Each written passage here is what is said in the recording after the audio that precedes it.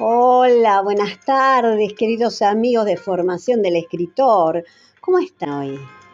¿Bien? Nosotros muy bien. Les contamos que ayer estuvimos participando en la escuela en un cine debate que se hizo a partir de la película Retratos de una guerra. Un debate hermosísimo, muy rico, donde hubo intercambios de alumnos de teatro, de periodismo, de artes visuales y por supuesto de formación del escritor a partir de la película. Esto estrechó los vínculos entre nosotros, se trabajó lo interdisciplinario y pudimos resaltar una vez más las funciones del arte. Son muy importantes estos encuentros y la verdad nos encantaría que sigan estando. Así que bueno, se los queríamos compartir con ustedes.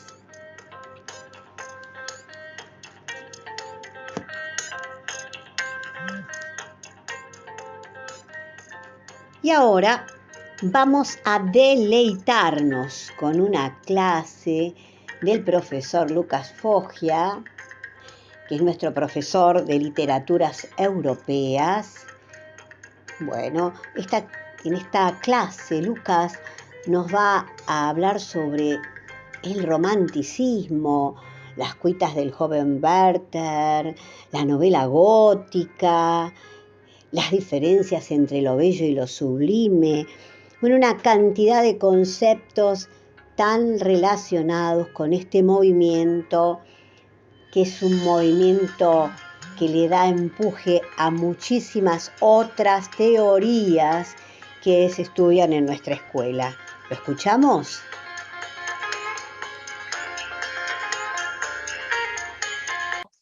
Vamos a ver un poquito de narrativa gótica esta vez.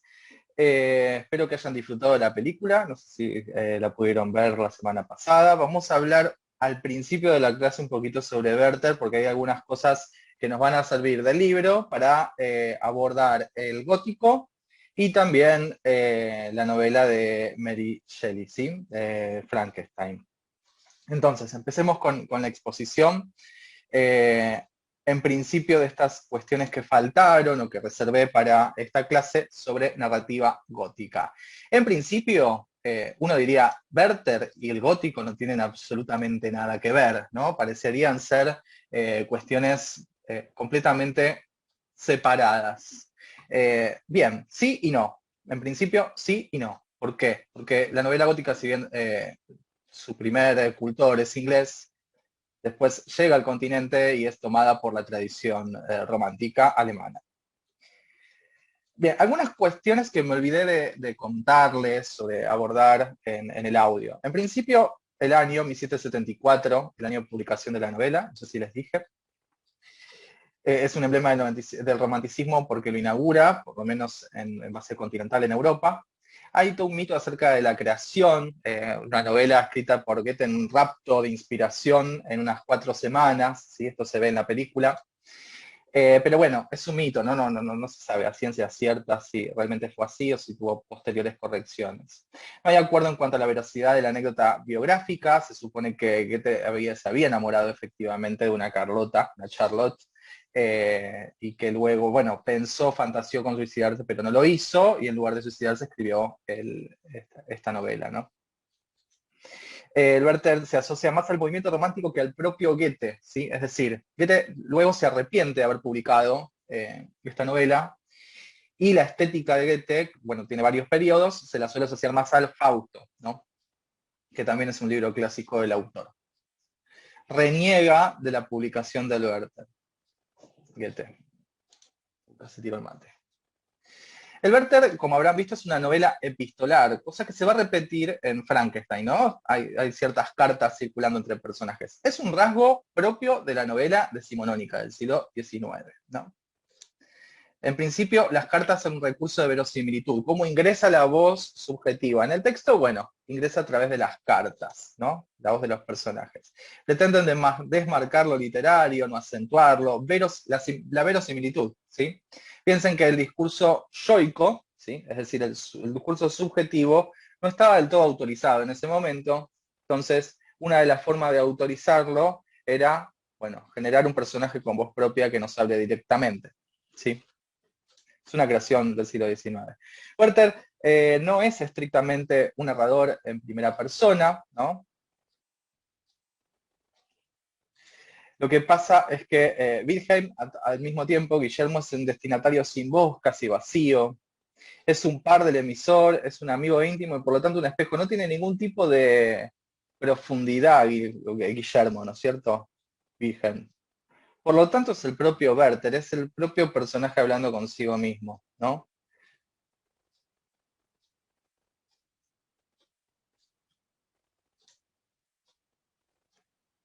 Por esto, la hipótesis es que las cartas devienen en un diario del personaje. Uno no sabe, si bien está el referente, el destinatario y demás, ¿sí? Eh, no sabe a ciencia cierta cuando uno termina la novela si leyó un diario o una serie de cartas, ¿no? Me parece más el discurso de un diario por lo extenso, ¿no? Por lo desarrollado que está esa voz, que tiene un matiz confesional, ¿sí? Y por eso viene la figura del diario. Estoy hablando del siglo XIX. Ustedes me dirán, bueno, pero el Werther se publicó en pleno siglo XVIII. Sí, es cierto.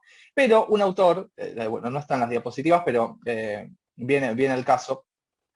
Un autor, un historiador llamado Hobsbawm, habla de que categoriza al siglo XIX como un siglo largo, siglo que comienza con la Revolución Francesa y que termina con la Primera Guerra, el estallido de la Primera Guerra Mundial, el atentado de Sarajevo, ¿no? En cambio, Hobsbawm dice que el siglo XX es un siglo corto. Ya lo vamos a ver porque cuando lleguemos al siglo XX vamos a traer de vuelta esa teoría. Un siglo corto que comienza con la Primera Guerra Mundial y termina con la caída del muro de Berlín en 1989. ¿Sí? Entonces, el siglo XIX como siglo largo, fíjense que estamos en los albores entonces del siglo, ¿no? A poquitos años de la Revolución Francesa. Y estos textos, tanto el de Voltaire como el de Werther y los textos góticos que vamos a ver, inauguran de alguna forma una reflexión, por eso el título, retomo el título de la aldea, ¿no? Libertad, igualdad, fraternidad, ¿no? Unidad sobre el siglo XIX con esas categorías, siglo en el cual la burguesía asciende al poder y empieza a tener su propia filosofía, digamos, del poder. Entonces, en este sentido, no sé si Voltaire yo no lo metería, pero sí el romanticismo es una estética nacida en los albores del siglo XIX, bajo esta teoría, ¿no? También hay una cuestión distinta con respecto al rol del sujeto, ¿sí? Y esto sí tiene que ver con innovaciones que se produjeron en la ilustración, ¿no? El yo cartesiano va a derivar en una experiencia subjetiva muy profunda. El yo está en el centro de la reflexión y de la escritura, esto es notorio en todos los textos. Es un modelo narcisista que se va construyendo a lo largo de la Edad Moderna, desde Descartes hasta Rousseau, ¿sí? El yo confesional, ¿no?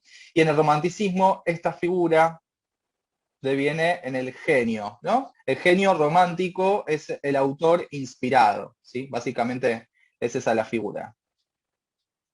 El genio es el poeta, ¿no? El poeta inspirado, el que se distingue por su creación estética de la plebe, del resto de la población. El sujeto tiene un origen racional, iluminista, idealista, pero el romanticismo se apropia de la categoría y devuelve un sujeto irracional, poético, ¿no? Entonces, si soy yo porque pienso, y lo único que sé es que pienso, ¿no? Como dirá Descartes, bien, el romanticismo diría yo siento, ¿no? Y a partir de lo que siento puedo escribir y puedo generar una experiencia estética. Esto se ve en la película también, en el personaje de Werther, de Goethe. Ahí está como confundido. Entonces, lo que busca el sujeto del siglo XIX es la expresión, bueno, de lo romántico es la expresión interior, ¿sí? Por eso el género romántico es la poesía, por lo menos de esta primera etapa del romanticismo, ¿sí? También es muy notorio en la película, es muy gráfico esto, porque declaman poesía. la poesía asociada a la expresión, a volcarse, ¿no? Volcarse hacia afuera, expresarse. Hay una cuestión con la naturaleza también que mencioné en el audio, lo que vuelvo a repasar porque vamos a ver que esto también tiene que ver con el gótico. En Werther la presencia de la naturaleza sanadora, hay una oposición entre el campo y la ciudad, ¿sí? La naturaleza es fuente de inspiración, ¿sí? Y esto tiene que ver con el estereotipo de poeta que escribe debajo de un árbol, ¿no?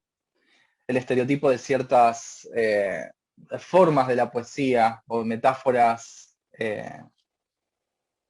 sí, metáforas estereotípicas de la poesía, como si estoy triste llueve, si sale el sol es un día alegre, ¿no? Ese tipo de cosas, esas correspondencias, diría Baudelaire, tan llanas, ¿sí? Entre la naturaleza y el sujeto, son creación del romanticismo. Otra de las cuestiones que retoma el romanticismo es a Shakespeare, ¿no? Los poetas románticos son los que lo sacan del olvido a Shakespeare, el olvido que había quedado, al cual lo habían llevado los siglos XVII y XVIII y que el siglo XIX retoma, ¿cierto? ¿Y por qué Shakespeare? Bueno, justamente porque hay cierta relación con lo natural, ¿se acuerdan lo que habíamos hablado de la cadena del ser? Y también porque hace uso concreto de ciertos elementos del folclore, ¿sí? Que está como por acá. Hay una vuelta a las raíces, ¿no? Entonces, en tanto escritores, poetas ingleses, ellos van a retrotraerse a Shakespeare y a elaborarlo como uno de sus referentes, ¿no? De sus fuentes, de sus inspiradores. Pero no solamente Shakespeare. Tenemos como autor romántico, como autores románticos a los hermanos Grimm, por ejemplo, ¿no? Es decir, escritores que se dedican a investigar cuáles son los cuentos populares y volcarlos en textos, en libros, ¿sí? En textos. El romanticismo es una reacción antiburguesa. Ahora lo vamos a ver con el gótico, que es una profundización del romanticismo, pero algo de eso hay también con la vuelta a lo natural y al pasado. Románticas también son las corrientes nacionalistas, la corriente nacionalista yugoslava, por ejemplo, ¿no? El nacionalismo polaco, el nacionalismo checo, obviamente, bueno, el francés. Son todas expresiones románticas. En nuestro caso, bueno, nuestros nacionalistas también fueron románticos, ¿no? Echeverría, Sarmiento, autores románticos y también patriotas, en algún punto, presidentes, políticos. Entonces el romanticismo está fuertemente ligado a la construcción de un sentimiento nacional y eso tiene que ver con también su gusto por lo folclórico. ¿En dónde lo vemos en la literatura? Bueno, obviamente hay textos que vienen de la política y del pensamiento político, pero nuestros relatos vienen con figuras, ¿sí? Provenientes de las raíces, mitos y leyendas de los lugares, diríamos. Bien, creo que ahora sí ya está completa la cuestión del romanticismo. Es un fenómeno muy complejo, al igual que la novela gótica. Se dice que son románticos hasta autores de fines del siglo XIX. Entonces, bien, es complejo el asunto. Hay idas y vueltas románticas también a lo largo del siglo, ¿no? El siglo XIX no es un siglo uniforme, ¿sí? Eh, sobre todo porque con esta categorización abarca unos 120, 130 años, ¿no? Entonces, obviamente, no es uniforme para nada, ni a nivel político ni a nivel estético, ¿sí?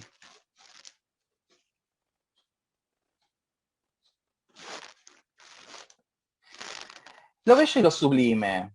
Y acá nos movemos en una cuestión medio filosófica, pero que viene al cuento, ¿sí? Tiene que ver con la narrativa gótica. Edmund Burke es un filósofo inglés, ¿sí? Que publica un tratado sobre estos dos temas en 1757. Y ahí tiene una pintura muy famosa de un hombre frente al abismo, frente a un paisaje, ¿no? Les pregunto, y voy a dejar 10 segundos de silencio para que piensen la pregunta. Bello, ¿qué es lo bello y qué es lo sublime? ¿A qué hacemos referencia cuando hablamos de lo bello y a qué hacemos referencia cuando hablamos de lo sublime? ¿Sí? Por ellas saben la diferencia, si vieron en algún momento lo siniestro tiene que ver con eso, ¿sí? Lo siniestro es de Freud, definido por Freud. Pero bien, ¿cuáles serían las diferencias entre algo bello y algo sublime? Una obra literaria puede ser bella y sublime al mismo tiempo, puede ser bella y no sublime, o puede ser sublime o no bella. Un objeto de nuestra casa, no sé, ¿qué ven ahí? Mi pupeta puede ser bella, puede ser sublime, ambas, ninguna de ellas. Veamos que dice, yo les dejé un fragmento del texto, el texto es un texto filosófico largo, fíjense que está anclado en pleno iluminismo, ¿sí? Recuerden, les recuerdo que el iluminismo se encargaba así de hacer definiciones, ¿no es cierto? Entonces, ese gesto definitorio, clasificatorio, diría Foucault, define también a Goethe. Fíjense lo que dice, esto es el final del fragmento que les dejé en Classroom, por si querían, obviamente de lectura optativa, por si querían leer y abordar un poquito más este concepto. Dice, los objetos sublimes son de grandes dimensiones y los bellos comparativamente pequeños. La belleza debería ser lisa y pulida, lo grande, áspero y negligente. La belleza debería evitar la línea recta, aunque desviarse de ella imperceptiblemente. Lo grande en muchos casos ama la línea recta y, cuando se desvía de esta, a menudo hace una fuerte desviación. La belleza no debería ser oscura, lo grande debería ser oscuro y opaco. La belleza debería ser ligera y delicada. Lo grande debería ser sólido e incluso macizo. Está trabajando con conceptos, obviamente, ¿no? O sea, está en un nivel de abstracción interesante. El idealismo busca la abstracción, ¿no? Entonces está pensando oposiciones entre lo bello y lo sublime. ¿Ven? Claramente acá hay una distinción. Lo bello estaría relacionado con lo pequeño, ¿sí? Con los objetos pequeños. En cambio, lo sublime con lo abismal, ¿sí? En ese sentido, esta pintura que tenemos acá representaría lo sublime, no lo bello, ¿no? Si bien, dice Burke, en un fragmento posterior, pueden combinarse estas cuestiones, ¿no? Y ahí está lo interesante. Lo natural, el mundo natural es sublime. Es ese sentimiento oceánico de pavor, ¿sí? Que el hombre experimenta frente a la naturaleza. Entonces, una tormenta en el medio del bosque es sublime, un abismo, una montaña. No sé, yo hace poco, el año pasado fui a las cataratas del Iguazú, bueno, no sé si fueron, pero ese impacto, ¿no? O los glaciares, el glaciar Perito Moreno, ese impacto que uno tiene cuando ve la inmensidad, es un sentimiento, bueno, de alguna forma vinculado con lo estético, ¿sí? Bien, eso es lo sublime de lo que habla Burke. Y también hay otro filósofo un poquito más conocido, ¿sí? Que habla sobre lo bello y lo sublime, que es Kant. Y acá tenemos una diferencia más idealista, ¿sí? Que estética, acerca de lo bello y lo sublime. Dice que lo bello persuade, convence y agrada, en cambio lo sublime conmueve, emociona y sorprende. Mientras que lo bello es racional, lo sublime es irracional. Entonces, según Kant, lo bello resultaría del raciocinio, ¿sí? Del hombre, lo de la humanidad. Es más convencional, ¿no? Lo sublime escapa a la convención, por eso es irracional. Las emociones de la humanidad, ¿sí? Del ser humano, estarían en el lado de lo sublime, no de lo bello. Porque es irracional, ¿sí? Porque atrae a nivel inconsciente, dice. En cambio, lo bello atrae a nivel consciente. Puedo pensar que, no sé, el pensar de Rodin o la Mona Lisa es bello porque hay una justificación, ¿no? Lo bello produce un placer estético, en cambio, lo sublime produce un placer extremo cercano al dolor, al vértigo, diría yo. Y mientras que en lo bello tenemos la contención, la armonía, el orden, las proporciones cuidadas, estéticas, ¿no? Lo sublime tiene que ver con la explosión, con el orgasmo, con el volcarse hacia afuera, sería, ¿no? Esta idea. Lo bello contiene, lo sublime explota, ¿sí? Combinar estos dos términos en un solo objeto vuelven al objeto potente, ¿no? E incluso siniestro. ¿Me siguen con esto? Bueno, espero que sí. No tengo... Qué difícil hablar solo. Hace 20 minutos estoy hablando solo. Bien, entonces lo bello y lo sublime, ¿no? La narrativa gótica estaría del lado de lo sublime, ¿no? O buscaría esos sentimientos, esa emotividad, ¿sí? Con respecto a la naturaleza. Lo sublime también podría ser la muerte como concepto, ¿no? O la agonía que produce la muerte. No sé si me siguen. En cambio, lo bello tendría que ver con, no sé, una lápida. Ahora, fíjense que la lápida puede ser muy bella, pero contiene lo sublime en su interior, ¿no? Porque contiene la idea de muerte, nos lleva hacia un campo semántico, ¿no?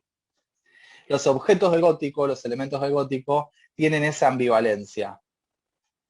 Son objetos pequeños, ¿sí? Pero que esconden lo sublime. Y la narrativa gótica lo que buscaría es reponer ese significado sublime hacia el pequeño objeto bello.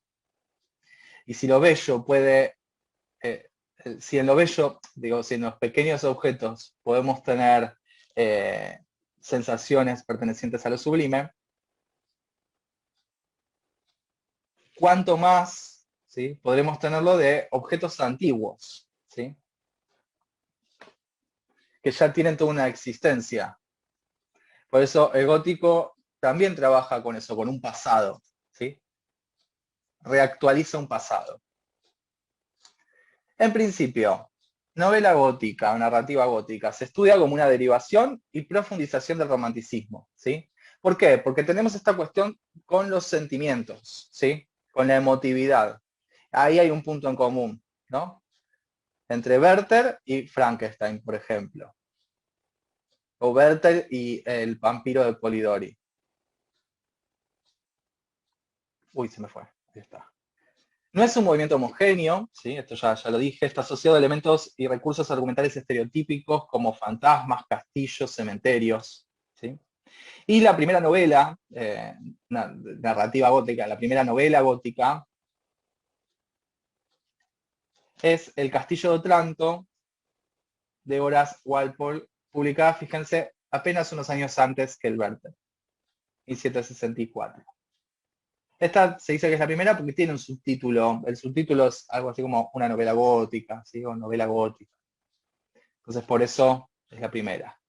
¿En qué consisten las novelas góticas? Son novelas, lo que se dice, cerradas, ¿no? De ámbito cerrado.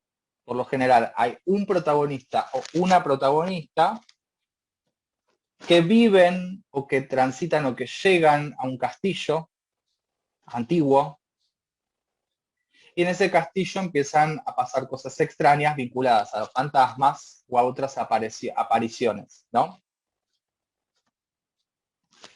Básicamente es eso. La novela gótica es eso, ¿sí? Por eso en parte no leemos novelas góticas ya en la actualidad, como sí leía el público a principios del siglo XIX.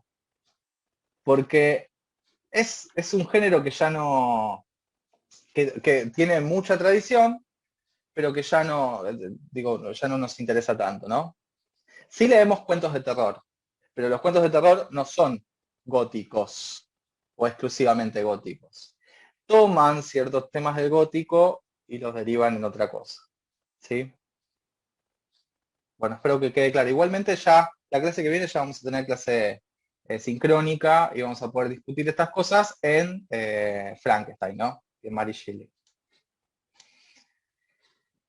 Narrativa gótica en dos tradiciones literarias, básicamente en dos tradiciones. Hay otros autores, franceses obviamente, españoles, pero básicamente hablamos de la literatura inglesa y la literatura alemana, en principio, ¿sí? Sobre todo inglesa. Es un género que está asociado, así como la novela romántica, digo, y acá no romántica del movimiento, sino romántica de amor, ¿no? Está asociada a un público femenino. ¿Por qué? Porque tanto la novela romántica como la novela gótica, se enfoca en la emotividad, en los efectos de la lectura, ¿sí? Si la novela genera humor o terror, bueno, dependerá del gusto del autor, pero los procedimientos que usan son los mismos. El efecto buscado es el mismo, involucrar al lector en una emoción, ¿sí?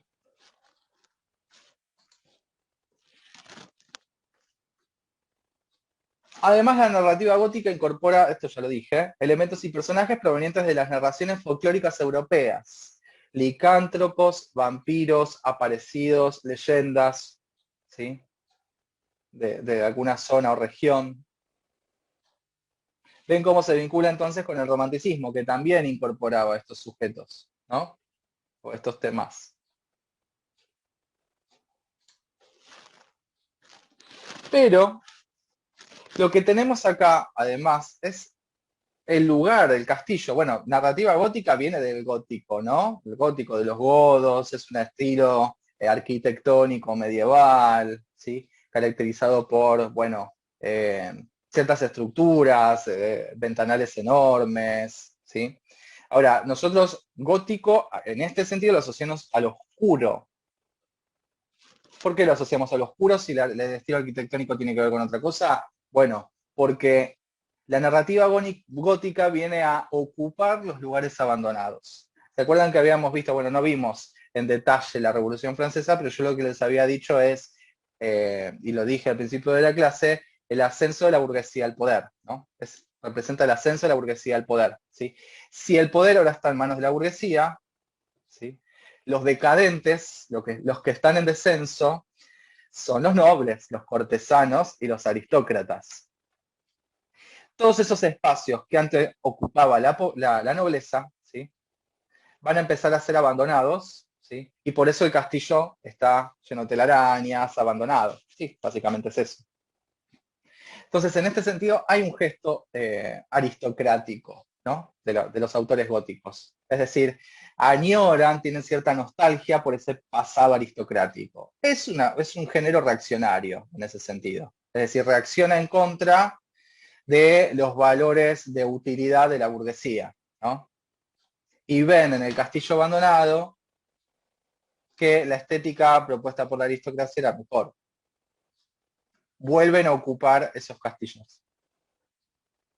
¿Sí? Entonces hay algo ahí como reaccionario, elitista, ¿sí? De estos autores. Y por eso fueron tan parodiados también, ¿sí?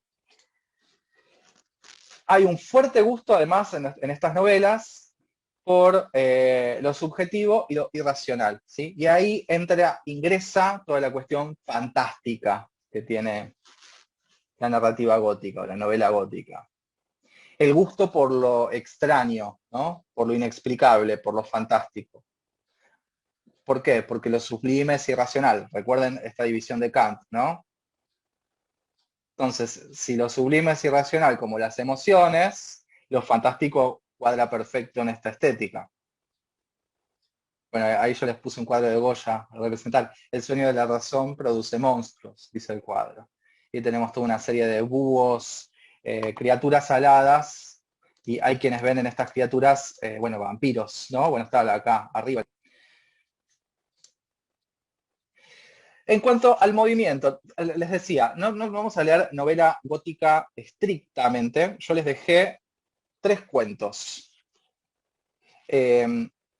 Uno que me interesa en particular que lean para la clase que viene, que es el de Polidori, el de John Polidori, El vampiro,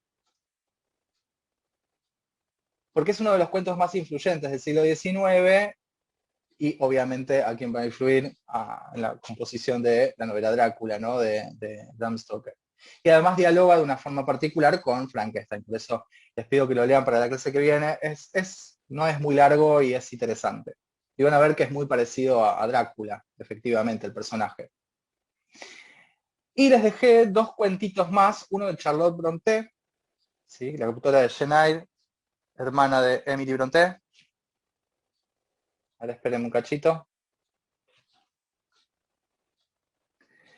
Les decía, les dejé ese cuento sobre Napoleón y su fantasma, ¿sí? Que ojalá podamos conversar la clase que viene, comentar la clase que viene. Y el segundo cuento, que es de una autora también inglesa, autora también de la biografía de Charlotte Brontë, ¿sí? Los dos cuentos son cuentos fantásticos y van a ver que van a encontrar estas cuestiones que estoy mencionando acá. Autores clásicos asociados al movimiento, ¿sí? Se dice que escribe en gótico, pero bueno, hay que ver, ¿no? Cómo se interpreta esto. En principio, los primeros cuatro, podríamos decir, sí, son autores de la narrativa, que pertenecen a la narrativa gótica. Horace Walpole, el que ya mencioné. Podríamos leer El Castillo de Otranto, chicas, créanme que es muy aburrida de leer, por eso no la incorporo, ¿sí? Es la primera novela, todo lo que queramos, me gusta mucho el terror, pero bueno, es lo mismo que las novelas de Anne Radcliffe, a quien Jane Austen se burló, ¿no? Es decir, parodiaba, ¿no? Jane Austen. William Beckford, otro inglés, y el último alemán, muy conocido también por El Hombre de Arena, Hoffmann, y sus cuentos fantásticos. Separé acá una segunda generación de novelistas góticos, porque ya ahí ya empiezan a pasar otras cosas, ¿no? Y es lo que vamos a ver la clase que viene. Mary Shelley, Lord Byron, que fue protagonista de muchas novelas, incluso góticas, y Edgar Allan Poe, ¿no? Acá podríamos poner también a las Brontë, a las hermanas Brontë. ¿Por qué las podríamos poner? Porque, bueno, estrictamente tampoco, no son novelas góticas en sentido estricto, ¿sí? Pero sí retoman elementos del gótico y hacen algo nuevo, ¿sí? Fíjense que todos, bueno, sí, todos son casi contemporáneos, excepto Poe, es el único estadounidense, asociado al romanticismo, ¿sí? Lo que escribe terror, y bueno, están todos estos elementos presentes, ¿no? Y un último momento con autores como Bram Stoker, pero acá ya tenemos atravesado todo el decadentismo, ¿sí? Otras escuelas postrománticas, ¿sí? Que vuelven a incorporar temas relacionados a los infiernos, a lo diabólico, ¿sí? Al mal, estos elementos. Entonces, Bram Stoker sí, Drácula es una novela gótica, pero también hay ciertos elementos que están reformulados. No tenemos una novela de Castillo Cerrado. Se suele leer en el secundario Otra Vuelta de Tuerca, como novela gótica. Sí, efectivamente, ¿no? Podríamos, si no leyeron Otra Vuelta de Tuerca, Los Otros o Sexto Sentido, más Los Otros que Sexto Sentido, ¿no? Los Otros, película estética gótica de acá a la China, ¿sí? Con Nicole Kidman. Si no la vieron, les recomiendo de Amenábar. Les recomiendo enormemente porque es una gran película.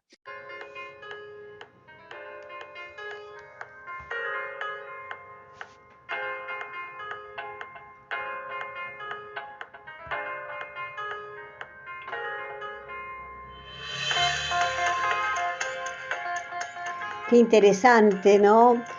Como todas las clases que nos da el profesor Lucas, un lujo verdaderamente.